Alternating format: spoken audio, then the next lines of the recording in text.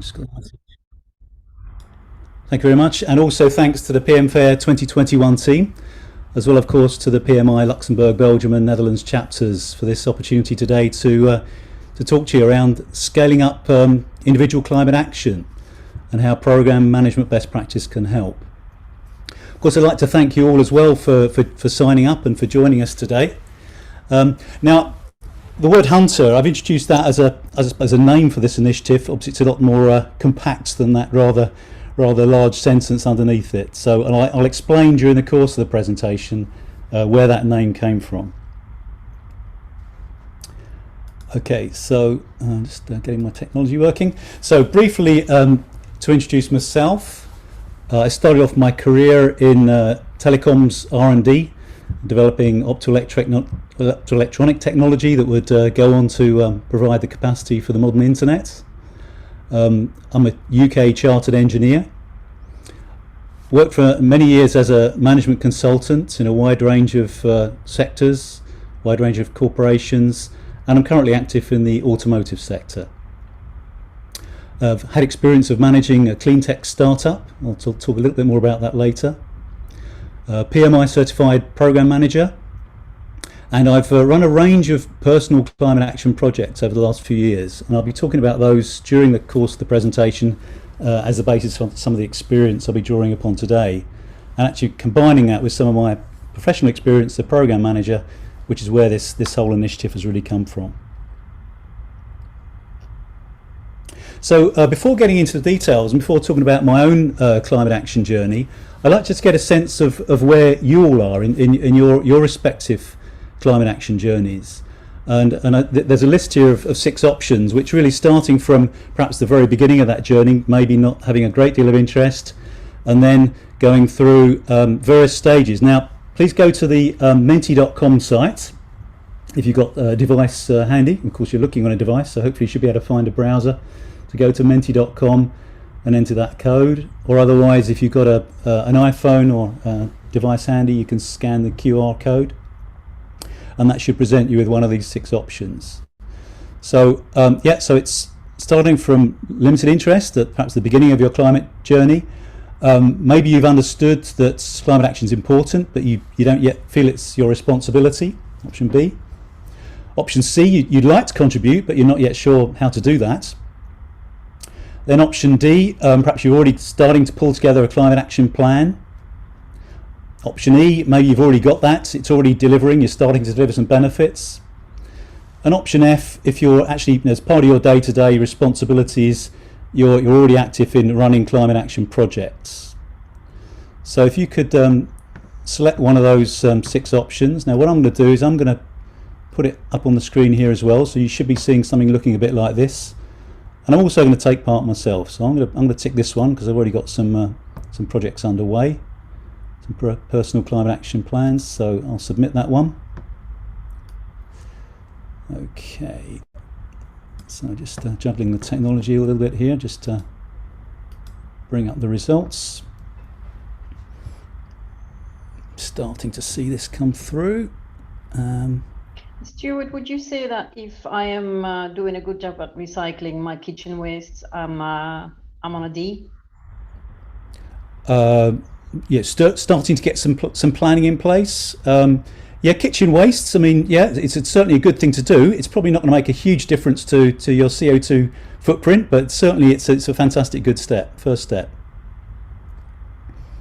Okay, so I've got around 12 responses so far. So there's a few more out there who've not yet hit a button.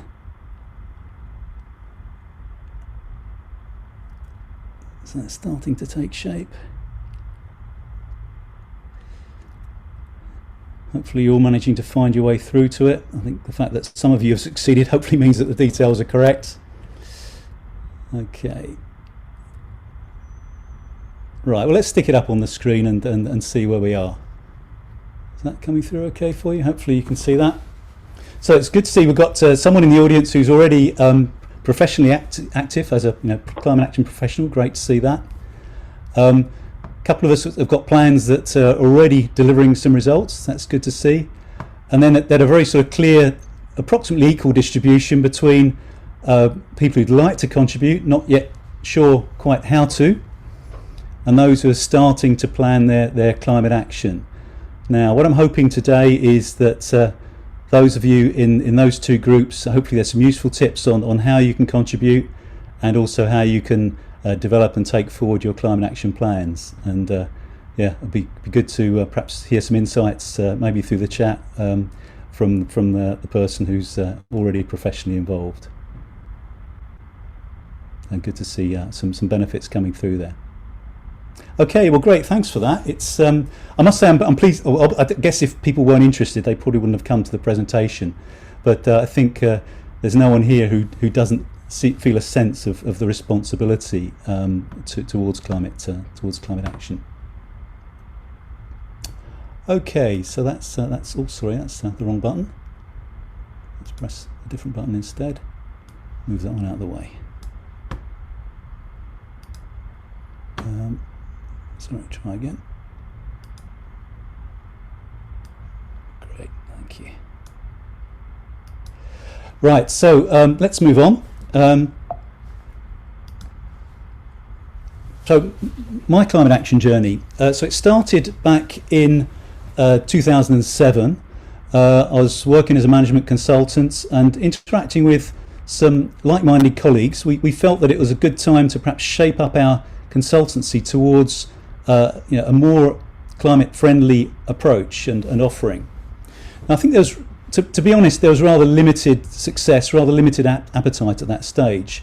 What it did do is open up an opportunity for me to be introduced to some people looking for someone to lead this Cleantech venture in France. So I spent some time over a 3-year period as Director Général for a Cleantech startup with some technology to recycle metallic wastes, and specifically to be able to recycle lithium-ion batteries into cobalt and lithium. So clearly a technology at that stage which was relatively limited application, but of course now becoming much more widespread. It's a long story, but from 2011 I decided that I could make a bigger impact by getting into a bigger industrial context. So I took up the opportunity to lead some IT programs on behalf of a global automotive company, so running their pan-European IT programs. And then in 2017 I was living in a rather sort of tired and oversized 1950s house. I decided it was time for a fairly major restoration project. So embarked upon that, and that's a lot of the lessons I learned from that have been the basis for some of the points I'll be sharing today about understanding the scale of carbon savings that are actually possible through personal climate action. Then in 2019, this was around the time of that fantastic speech from Greta Thunberg, the How Dare You speech that she gave to the United Nations Climate Action Summit that provoked a lot of reaction. And I was thinking, what's my reaction to that? How would I answer to Greta, to her challenge? So I was starting to think about some principles that I thought could make a really sort of big difference to perhaps shape and guide what climate action could and should be. And then in 2020, I discovered that the UN, they already had an initiative called ACTNOW, which was actually their initiative for personal bottom-up climate action. And I thought, well, great, this actually, it covered a lot of the principles I was thinking about. I thought, fantastic, I can sleep at nights now because they've already solved it, no problem. But then when I looked a little bit more in a bit more detail, I looked at the scale of the actions that they were proposing and the volume of actions that had been taken, did some sums and realised that actually the CO2 difference that would make was just a tiny drop in the ocean compared to what it would need to be to make a significant difference. So this was in fact during the start of the COVID period. So I thought, well, how do I spare my spare time during this period to try and do something beneficial? So I set out on this rather sort of ambitious aim of, well, I'm going to try and persuade the UN to dramatically enhance their ambition to turn this into a much bigger scale of initiative. So that's where this rather sort of ambitious title came from, Hunter, which is actually an acronym for helping the UN to expedite recovery. So probably an insanely ambitious thought, but anyway, it's how I sort of spent some of my spare time rather than learning to play saxophone or running marathons or whatever. And that of course brings us through to today, the PM Fair, and today's actually I saw the ambitious nature of the conference theme, and I thought this could be a fabulous opportunity to actually bring some of these thoughts into a wider audience. So in fact, this is the first time I'm actually sharing this to people outside my immediate set of sort of family and friends, and a great opportunity of course to share it with the project management community and PMI. So that's the journey so far. So the outline of my presentation, introduction over. I'd like to then come on to talk about the climate challenge and then how we can make a positive contribution towards that individually, as professionals, and then I suppose bringing those two together, the individual personal elements combined with how we might structure that into a program, is really what this Hunter initiative is all about. And then we can talk about some next steps and some conclusions. So let's talk about the challenge. Now, here in Benelux, many of us have experienced, some of you perhaps at first hand, the extreme weather that we faced on the 12th of July. This led to devastating flooding and the tragic loss of 184 lives in Germany and 42 lives in Belgium. So a terrible event. And for those of you who've been watching the more recent news, just this weekend in Italy, 74 centimetres of rain fell in 12 hours. That's a new EU record. Now these extreme events are without doubt influenced by climate change. So I think the really important message for us here is this isn't someone else's problem. This isn't something happening the other side of the world. It's here and now. It's with us here in Benelux, here in Europe, and we are facing already the implications of this. The recent IPCC report, 9th of August, makes for really quite sobering reading. The United Nations General Secretary General Antonio Guterres describes the report as code red for humanity. It's irrefutable evidence of human influence. Climate change, it's already here with us. It will get worse, even in the most optimistic scenarios. And some of the damage we've done is already irreversible. So it's a really serious situation. Now it's serious, but it's not hopeless, and it's really important that we remember that. And we need to act if we act urgently and decisively, based upon the findings in this report, then we can limit the damage and we can limit the impact on climate change.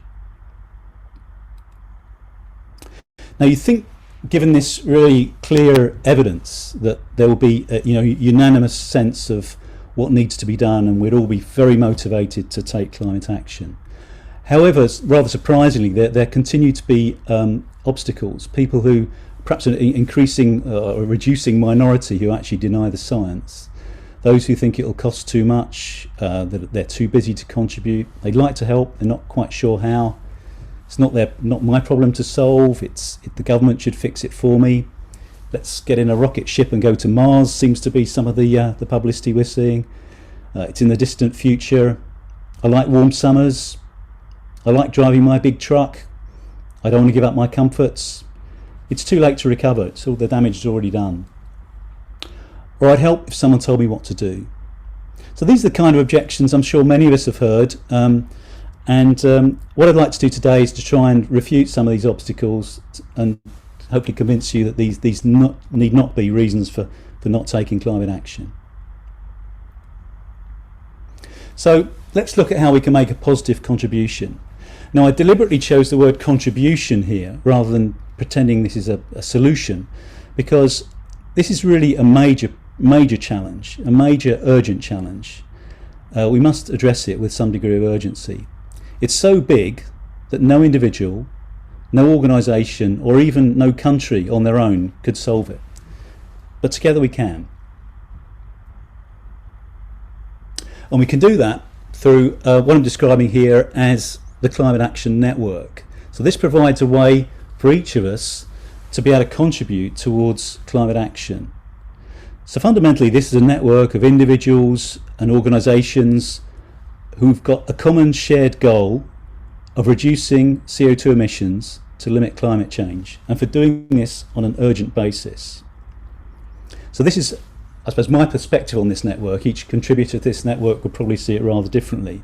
But at the bottom there's you and I as individuals and as professionals who can contribute to this network.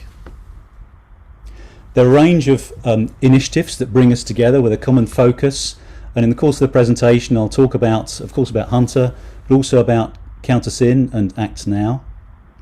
I'd also like to mention Walk to COP26.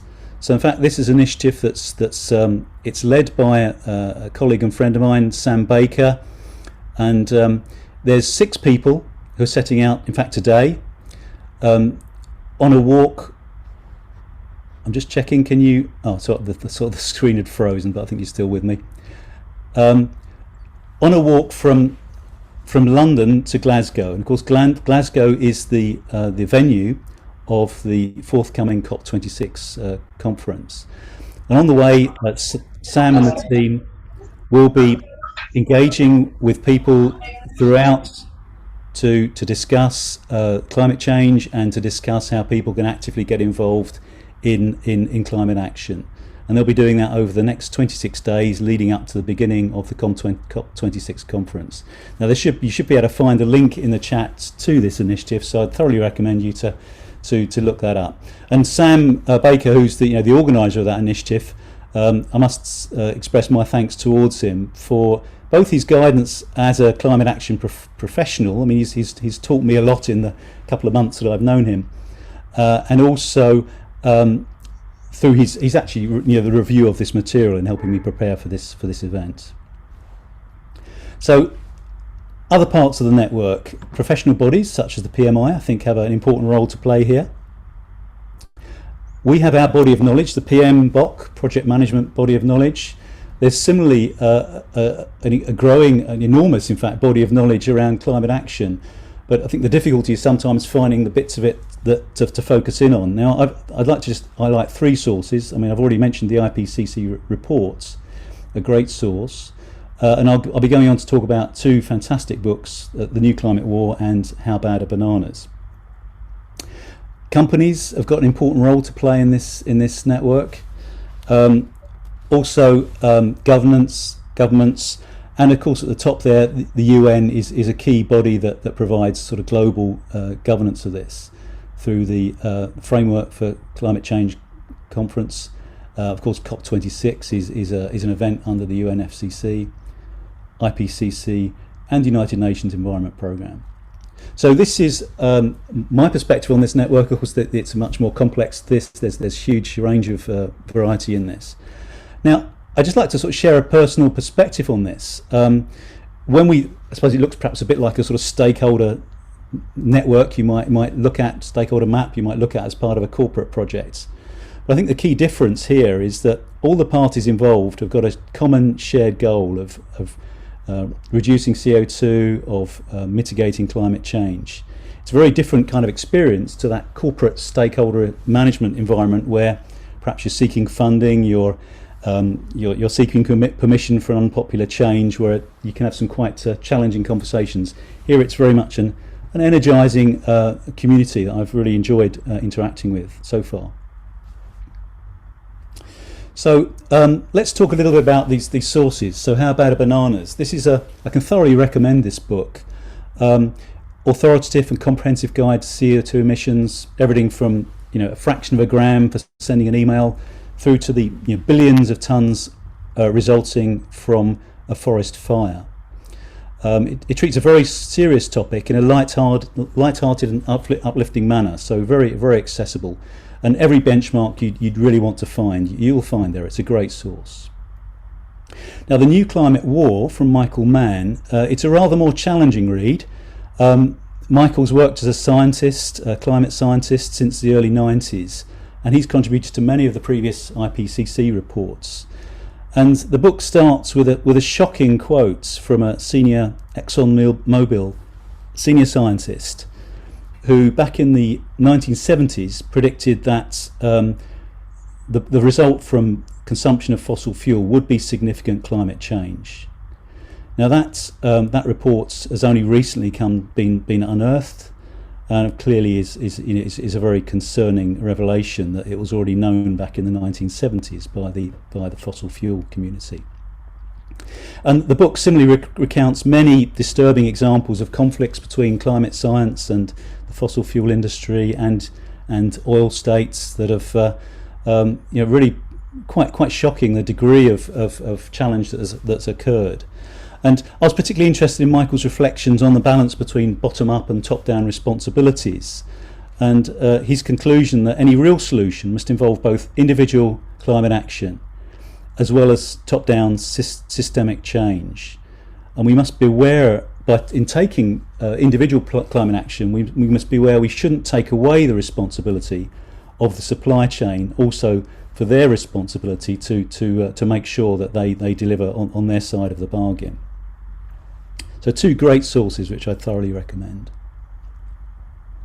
So let's come on to talk about a positive contribution at an individual level. So again, back to the Mike Berners-Lee's book, How Bad Are Bananas? He describes in some detail why we should have a target of a 5-ton CO2 emission lifestyle, so 5 tons of CO2 per year of emissions. Now this is in the context of a global target. We're currently emitting around 50 billion tons of CO2 equivalent per year. And to get to net zero by 2050, that needs to come to zero. So that is the amount by which we need to reduce over the next 30 years, 28 years. Now the current typical carbon footprint in Europe is around 13 tons of CO2 per year. So to get to this target of 5 tons per year, we need to make on average a reduction of 8 tons of CO2 equivalent per year. Now to put this into context, in Malawi the typical emissions are around 0.2 tons of CO2 equivalent per year.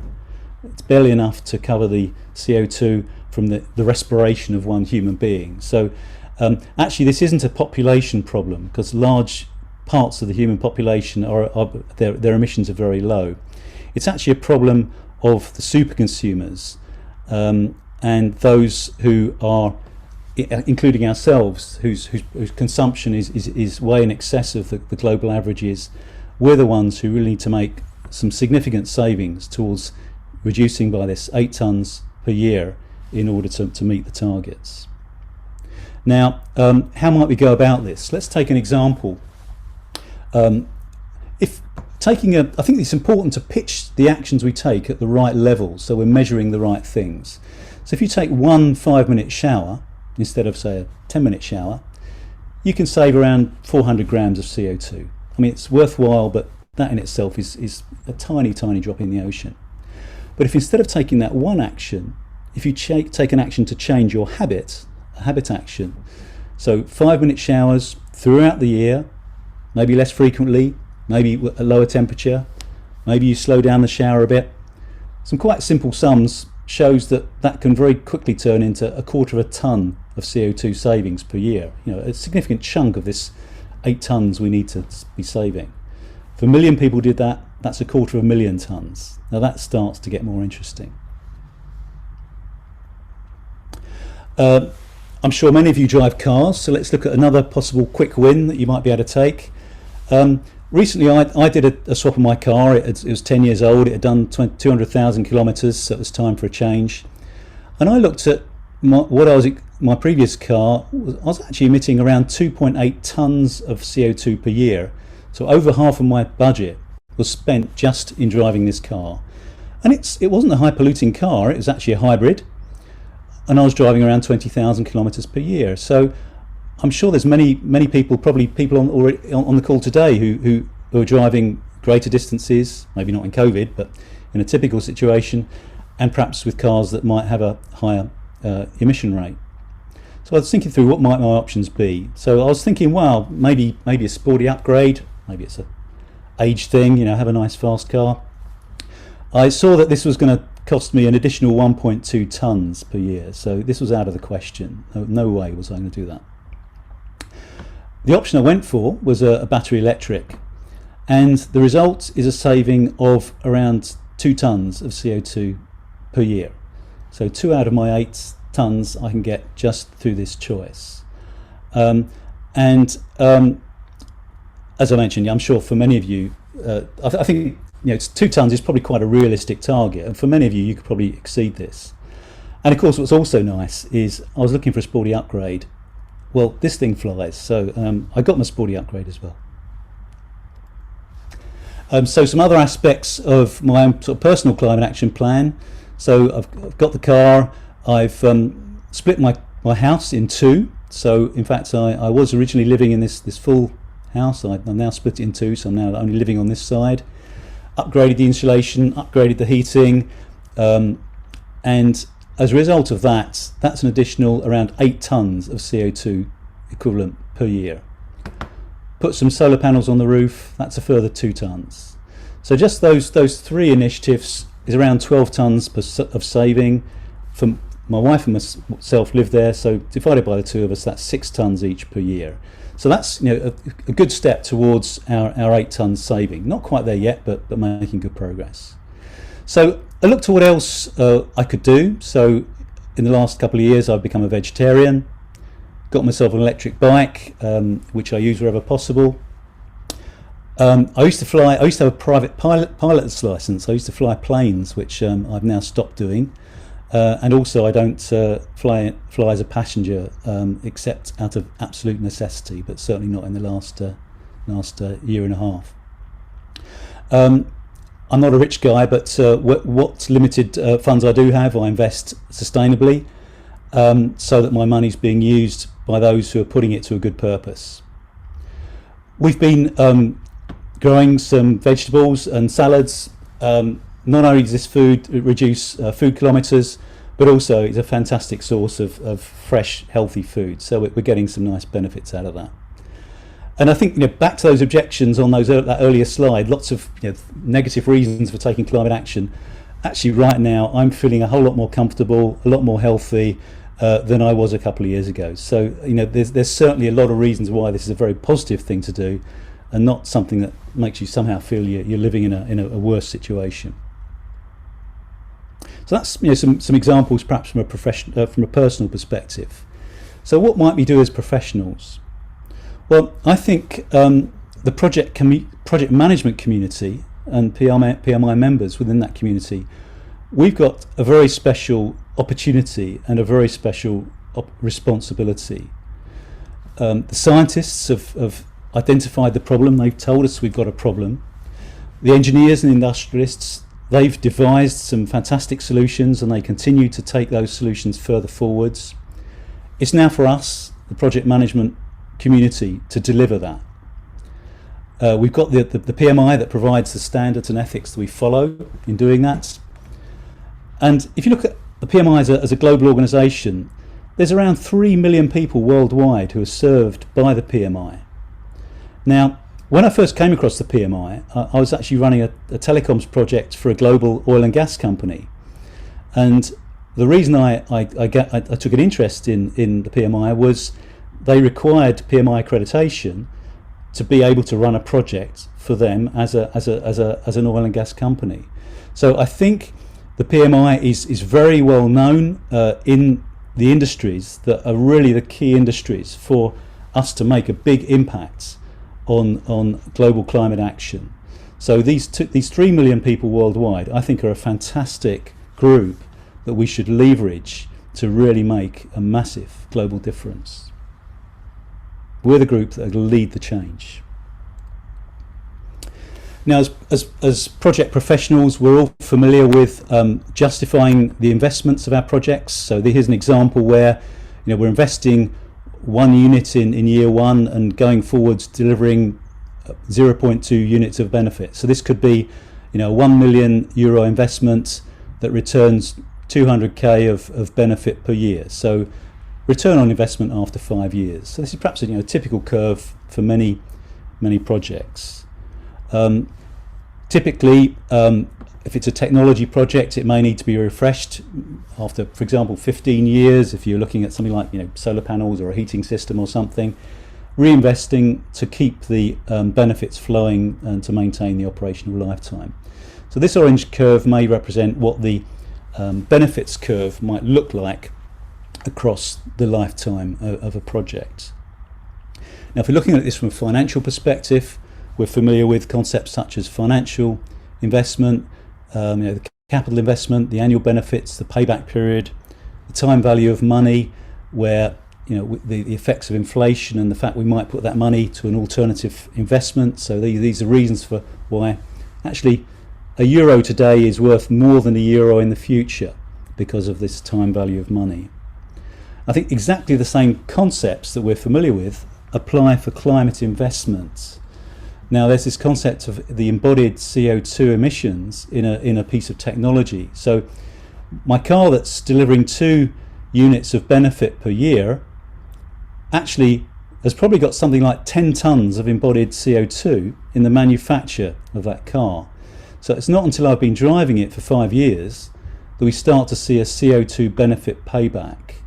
So this is a really important concept for us to grasp. The benefits don't flow instantly. They come at the end of a payback period.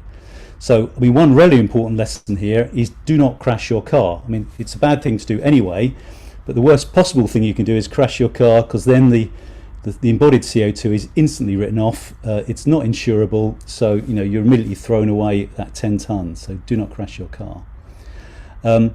The time value of carbon is a very similar concept to the time value of money. So 1 ton of CO2 saved today has a much greater benefit than 1 ton saved 10 years in the future, because it is already helping to reduce temperature.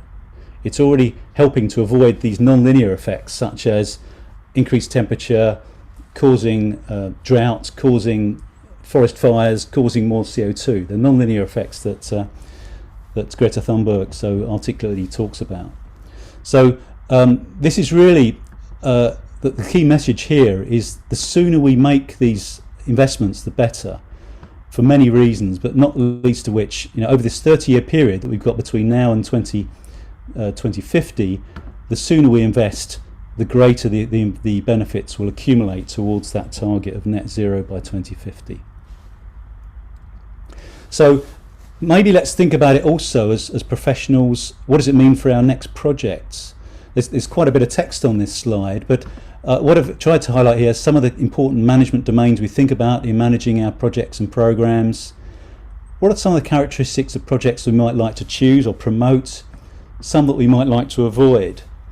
And in summary, I think the key things are we should be promoting projects that deliver benefits, that deliver them quickly, that make efficient use of finance, because money is always limited, that have low risk, that avoid wasting carbon, for example, flying the team around the world unnecessarily in jets, and also ones that place strong sustainability expectations on our suppliers. These are the kind of things we should be looking at as part of our day-to-day responsibilities.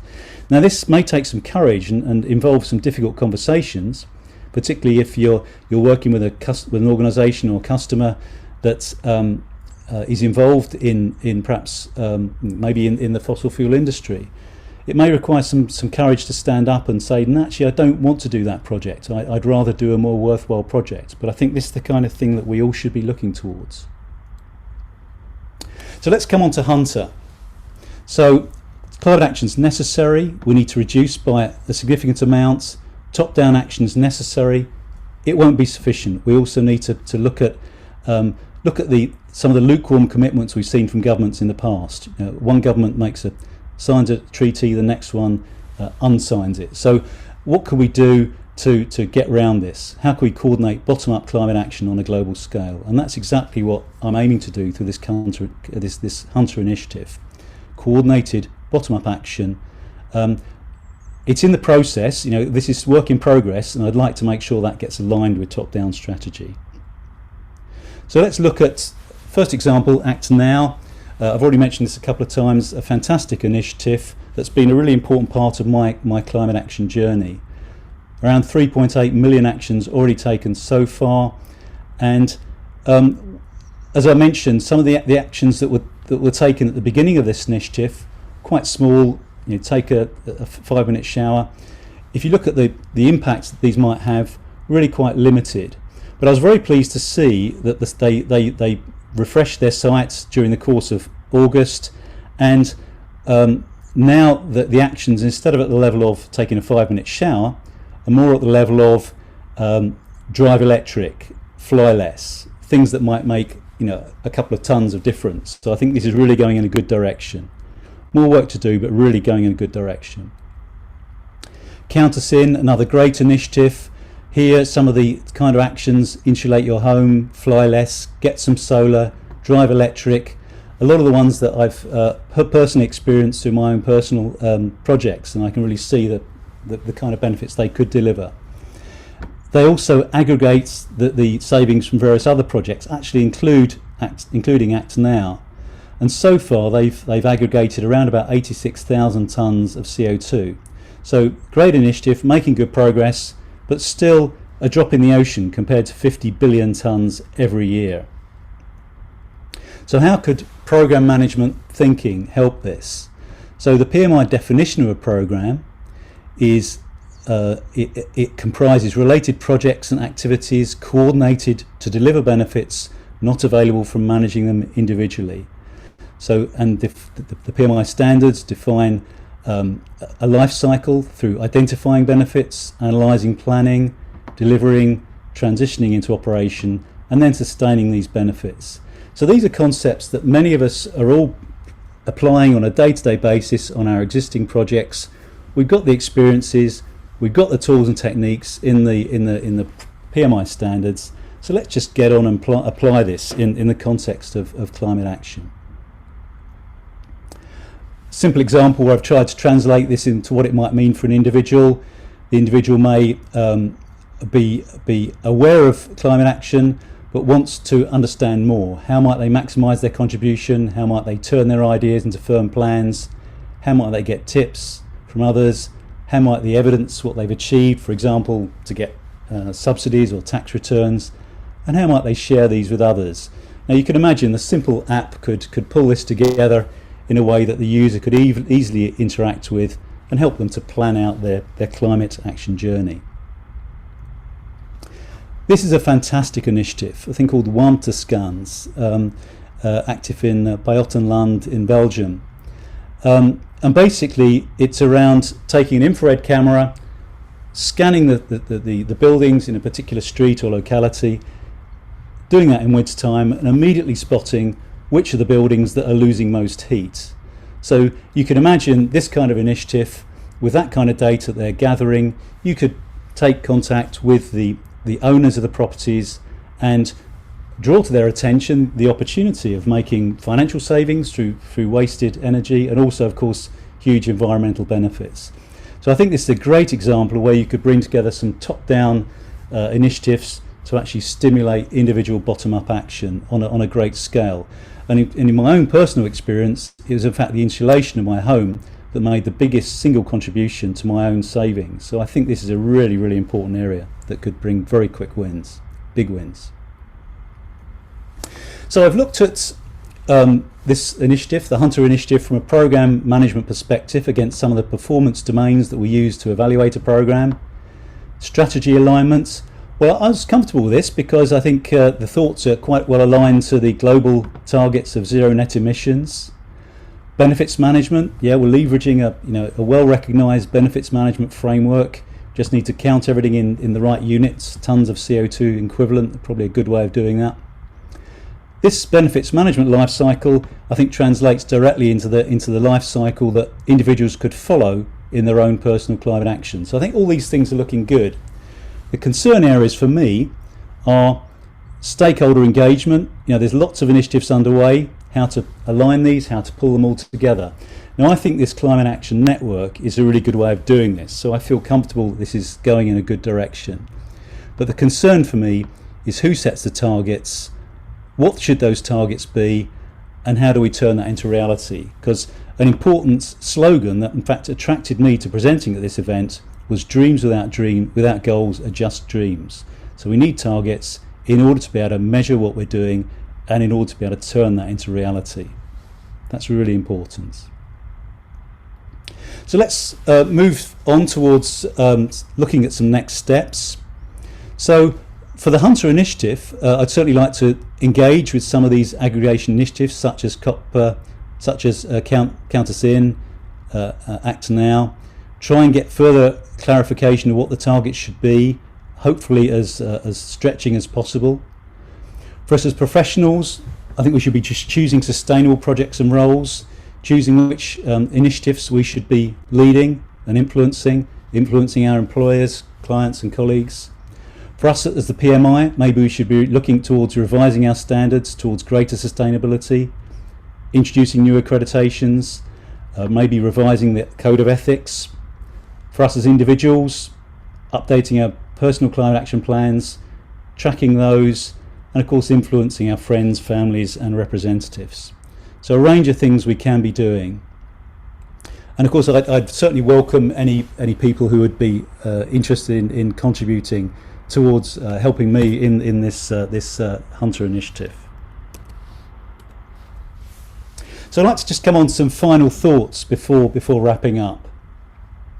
Now, one of my motivators for this initiative was a personal event that's happened to me in the last year. My father passed away just under a year ago, and because of COVID, I wasn't able to attend his funeral in person. So I pulled together a video tribute to him, which was played at his funeral. And he was a great project manager, a great engineer. He delivered many amazing projects during his professional life. And you may recall back in 1987, there was a terrible incident in the UK, a fire in the London Underground at King's Cross Station that killed 31 people. And my father, in the aftermath of this event, he managed a project to remove all that could burn from the London Underground. Now this, as you can imagine, a colossal project which he successfully delivered, and delivered huge benefits obviously to the passengers of London Underground and the population of London. So in pulling that together, it made me think, how would I want to be remembered? And how I'd like to be remembered is as someone who cared about climate action and who took positive action, and through that action made a difference. So my question to you as a final thought is, how do you want to be remembered? So, well, thank you again for joining the presentation. Here are my contact details. Please reach out, share your ideas, share your feedback, ask me further questions, or just to link up. That would be fun as well. And I think now perhaps an opportunity to take your questions.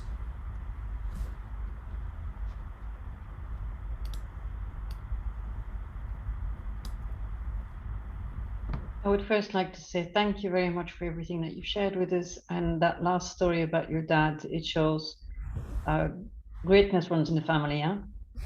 Respect, really.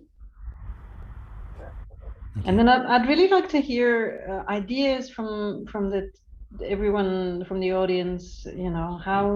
What did you think about what Stuart started doing, and how does it make you compare what you can do? Is there any inspiration in there? I'm fascinated by the food and food miles, and it's back to, I think, your original quotes. I do like bananas, but I'm going to trade bananas for Belgian pears. I like pears too, and I think there's a big movement in the food industry as well to eat seasonal food and local food as well. And I think, not only is it tasty and inspirational, but can, small changes, big steps, big differences. That's what I like as well. Absolutely, and it also just makes us think about it. You're consciously aware of it when you're enjoying that seasonal food. You're making the most of it. And by the way, bananas aren't that bad, ironically, despite the title. Mainly because of the way they're transported on ships rather than in planes. Yeah. And there was a question in the chat, wasn't there, which was, if you've seen that. Quick wins are good, decreasing the use of current goods. But again, I think there's a bit of a challenge. How can you take into account the production and recycling rather than only looking at decreasing consumption? Decreasing consumption is good, but again, your point with the car and the 10 tons that's built in makes it a bit more of a complex calculation. How can we do that? Any recommendations there? It is indeed, and in fact, again, back to the Berners-Lee book, how Bad Are Bananas? There's a really interesting example in there. If you're actually, you've got an old timer that you quite happily drive around in each year that consumes high consumption, but you only drive a few hundred or maybe 1,000 kilometers a year, maybe the best possible thing you can do is keep doing that, because you're avoiding the embodied carbon of bringing a new car onto the market. So certainly, I think reducing and reusing are fabulous things to do, and only really replace when you come to the end of the economic lifetime of your vehicle. Of course, if you've got a new vehicle and you sell it on as a second-hand vehicle, someone else can benefit from that. But don't crash it. But yes, certainly it is much more complex than just bringing a whole bunch of new technology into the marketplace. We need to think of it from the whole life perspective of that technology. And is there a website or somebody can find, because How Bad Are Bananas, you could order that on Amazon, you get a book, it's delivered, but you could read it online as well. And we often think that online is minimal and zero impact, but when you start looking at the server warehouses hosted by Google, etc., it's not free, is it? It's not a free lunch, it's not a free book, but No, it's certainly not. And in fact, some of the the biggest consumers, IT is becoming a major consumer. Particularly, you look at some of the cryptocurrencies are quite an interesting example where a lot of people are saying Bitcoin is a huge consumer because by definition you're proving you've done more work than someone else, so you're consuming huge amounts of resources. But actually, that's a reflection of that implementation of cryptocurrency. That there are other ways of doing blockchain that are considerably lower impact. So the IT certainly is a very important area to look at, opportunities but also challenges in the whole IT space, definitely. Yeah. I don't know if Eddie has a question. He's come off mute. I've got one more thing and then I'll shut up because there aren't any other questions posted there. We're talking about technology. People these days, especially if they're working from home, leave their laptops on or what have you, and TVs on standby, and you think that's consuming nothing, but that's not correct either, is it? And all of those little things add up as well, right? Absolutely, it all adds up. Every small saving we can make, just do it. And I think if you get into a mindset of reducing anything that's unnecessary, turn off that switch, turn off that tap. Reduce that packaging. It's almost like a sort of a principle, a philosophy that whenever there's something that's just wasting energy or wasting resources, just don't do it. Just stop doing it. Yeah, the packaging, that's enormous. Just if you go to the supermarket, all the plastic waste. I'm looking at how to reduce that now, but it's not easy. No, it's not, and I think most supermarkets are waking up to this, and the ability to reuse bags and take your own bags is becoming increasingly popular. Some are promoting use of paper bags, which, whilst it's good from another environmental perspective, is not great from a CO2 perspective. So some of these things are a little bit more complex than they might otherwise appear. But certainly the thing to bear in mind, the mindset, the philosophy is just reduce wherever possible. Yeah, if you imagine that, like every product you buy, it's almost all the time wrapped in plastic, and all that plastic was produced, transported to the factory that needs it. It's crazy, and then you have to put it in the waste, and it will be burned. But yeah, we are in this mess. We are indeed, and as the consumers, we're the ones that are we are the demand for that. All the time we're demanding that. Then the supply chain will happily provide it. I mean, people don't pump oil out of the ground for the fun of it. They do it because people are buying it. There's a market. If we take away that market, then they'll stop pumping oil out of the ground. So that's where I think the bottom up perspective is a really important one, because we just change the market dynamics by saying sorry, we don't want that anymore. We don't want that plastic bag. We don't want to wrap it up. We want it fresh. We I want it convince my local. wife now, but it doesn't work. It's the Not so subconscious demand there that frightens me. You know, you pick up a wrapped pack of 4 apples rather so than 4 easy, individual. huh? It's so easy. Yeah? And we don't realize that we're creating that demand, but that is in fact what we're doing. Yeah, indeed. Yeah, when I was looking some months ago at an old movie that showed the 1930 market. There is no plastic there. Huh? It's unbelievable. Huh? And the people also were living then. Yeah. Maybe we get back to that soon. It's urgent. We need to act quickly. That's also important. Stuart, my contribution for you is going to be to try and get you in touch with people in PMI so that we can bring some of these thoughts into the standards, into the ethics, into the, if we talk about all of that, and this is so important, it needs to be right in there too. So either that or there must be parts of PMI bringing this into the strategy going forward, and that would be my contribution to you. And I will continue ordering my veggie box from the local farmers. Great. And hopefully through PMI, if we can get this to a global level, I'm sure that the UN would probably listen to a body like the PMI in a way that they probably think, me as an individual, I'm just, he's just another crank. But if we can get it through the banner of the PMI, then I think we have a much greater leverage, and people will listen and really learn, and we've got a lot of best practice to apply here. We're the ones who are going to make the difference. We need to do that. Yeah. And Saskia, I'd just urge you to cycle and collect it rather than order it. Your box from the local farmer. Even Cycle better. over and get it. Especially on an e-bike.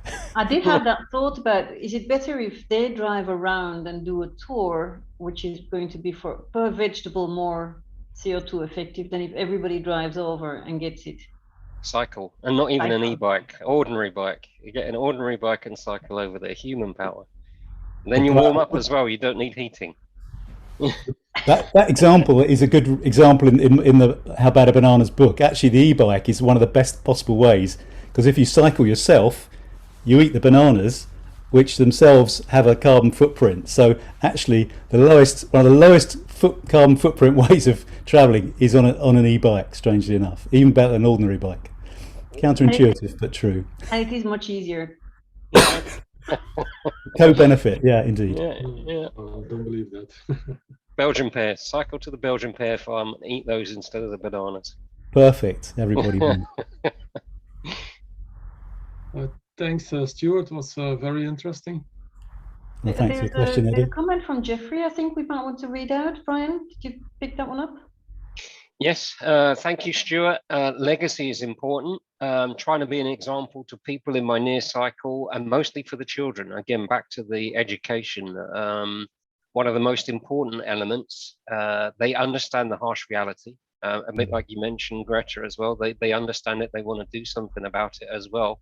And that helps to make a difference. And we know what pressure children can place upon us as well. So, yeah, thank you for that input, Jeffrey. Yeah. That's a great source. Yeah.